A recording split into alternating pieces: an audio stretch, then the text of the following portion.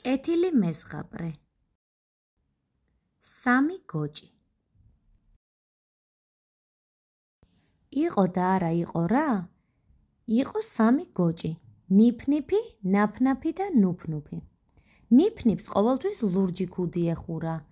ნაფნაფს ყვითელი, ხოლო ნუფნუფს წითელი. ერთ დღეს დედამ სამივე გოჭი თავისთან დაიბარა და უთხრა: გოჭებო, თქვენ ახლა უკვე დიდები ხართ და თქვენი სახლის აშენება უნდა დაიწყოთ. ეცადეთ ისეთი სახლი აიშენოთ, რომ შიგნით მშვიდად ცხოვრება შეძლოთ და ვერც ერთმა მგელმა მისი დანგრევა ვერ შეძლოსო. გოჭებმა აიკრეს გუდანაბადი და გაეშურნენ ტყისკენ. დაემშვიდობდნენ დედას და ბედნიერები წავიდნენ თავისი ახალი სახლის ადგილის მოსაძებნად. ბევრი იარეს თუ ცოტა იარეს გოჭებმა იპოვეს ადგილი, სადაც იფიქრეს, რომ მოდი ჩვენ აქ სახლი ავიშენოთო. ყველაზე ზარმაცი გოჭი ნიფნიფი აღმოჩნდა, რადგან დედის ნათქვამი არ დაიჯერა, რომ მტკიცე სახლი აეშენებინა. მოინდომა მარტივად სახლის მშენებლობა, წავიდა ტყეში და თივა მოძებნა. მოჰქონდა თივა, წნიდა და ნელ-ნელა იშენებდა სახლს. როდესაც სახლი დაასრულა, თავის ძმებს დაუძახა: მოდით ძმებო, შეხედეთ როგორი სახლი ავიშენეო. ნუფნუფმა უთხრა: კი, მაგრამ ეს არ არის ისეთი სახლი, სადაც მგელი ვერ შემოვა, აქ მშვიდად როგორ უნდა იცხოვროო. უფ, რა უნდა ამას, ძალიანაც კარგად ვიცხოვრებო, ჩემი აგებულია და მგელი ვერ დამინგრევსო. შემდეგ ნაფნაფის ჯერი დადგა. დაფიქრდა თავის ძმის ნათქვამზე, რომ თივა სუსტი იყო და მას მგელი ადვილად დაანგრევდა. მაგრამ შრომა ამასაც ეზარებოდა, ამიტომ წავიდა და ხისგან აიშენა სახლი. როდესაც სახლის მშენებლობა დაასრულა, თავის ძმას ნუფნუფს დაუძახა და უთხრა: აბა შემიფასე ჩემი სახლიო. ნუფნუფმა უთხრა: უკეთესია, მაგრამ მე მგონია, რომ ხის სახლს მგელი მაინც ადვილად დაანგრევსო. არა, რას ამბობ, ნახე როგორი ძლიერი კარი აქვს, მგელი ვერაფერსაც ვერ დაანგრევსო. შიგნით კმაყოფილი იყო ნიფნიფიც და ნაფნაფიც. გემრიელად ატარებდნენ დროს, სანამ ნუფნუფი კვლავ შრომობდა და აგურებისგან სახლს იშენებდა. ყველაზე ჭკვიანი და მშრომელი ნუფნუფი იყო. მან ბევრი აგური მოზიდა და აიშენა ძალიან დიდი სახლი. სანამ ნუფნუფი სახლს აშენებდა, ძმები ეძახდნენ: მოდი ჩვენთან ერთად ითამაში, კარგი რა, რას ირჯები ამდენს და რა სახლს იშენებო. ჩვენსავით აგეშენებინა მარტივად და სწრაფადო. მაგრამ ნუფნუფი მაინც შრომობდა და შრომობდა. საბოლოოდ ის ძალიან კმაყოფილი იყო თავისი მშვენიერი სახლის აშენებით. ამავდროულად ტყეში მშიერი მგელი დაძრწოდა. მგელმა დაინახა თივის სახლი. ვა, ეს რაღაც ახალი არის, ვინმე თუ ცხოვრობს, შევალ და შევახრამუნებო. მივიდა თივის სახლთან და დააკაკუნა.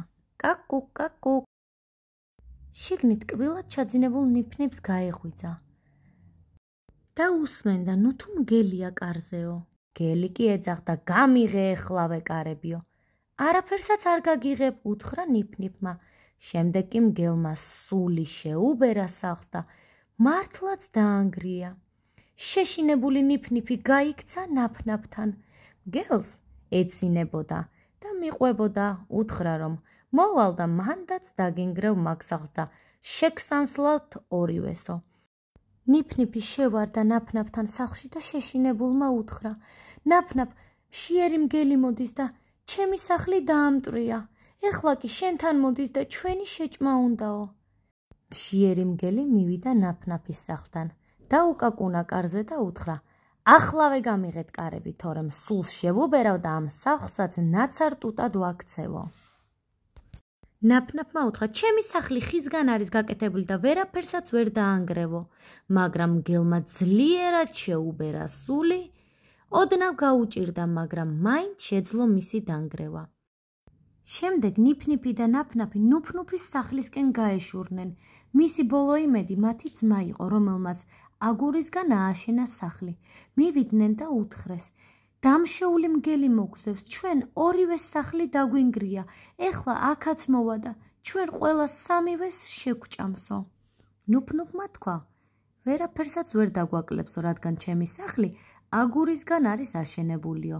კარი ურდულით ჩაკეტა და მშვიდად ელოდებოდა სახლში მშიერ მგელს. მშიერი მგელიც მალე გამოჩნდა ნუფნუფის სახლთან. მივიდა და კარზე დაუბრახუნა. ახლავე გამიღეთ კარი, თორე სულს შებუბერავ და ამ სახლს სულ ნაცარ ტუტად ვაქცევო. აბა სცადეო, უთხრა ნუფნუფმა. მგელმა უბერა სული, უბერა, იმდენი ხანი უბერავდა სულს, რომ ძალიან დაიღალა, მაგრამ სახლს ძრაც ვერ უყო. შემდეგ დაფიქრდა და საკვამური დაინახა. აცოცდა სახლზე და გადაწყვიტა საკვამურიდან ჩასულიყო სახლში, მაგრამ ნუფნუფი ეგრევე მიუხვდა ამ განზრახვას და ბუხარში მაშინვე ცეცხლი დაანთო.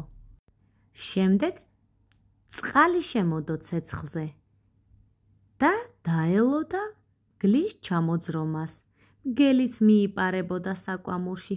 ჩაძვრა თუ არა, შიგნით უცებ გაისმა ხმა. ვაიმე! და კუდგამომწვარი მგელი ღრიალით ამოხდა საკვამურიდან და 900 იქით გადაიკარგა. იმის შემდეგ მგელი იმ ტყეში აღარავის აღარ ენახა. შემდეგ დედასთან მივიდნენ და მომხდარი უამბეს.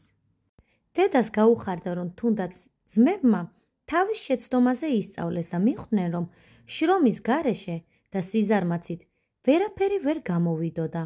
ამის შემდეგ ორივე ძმამ, ნიფნიფმა და ნაფნაფმაც ნუფნუფისავით აგურის სახლი ააშენეს. სამივე ძმა ერთად შრომობდა და მაგის შემდეგ ძალიან მშვიდად და ტკბილად განაგრძეს ცხოვრება. ჭირი იქა, ლხინი აქა, ქატო იქა, ფქვილი აქა. ესე დამთავრდა ჩვენი ზღაპარი.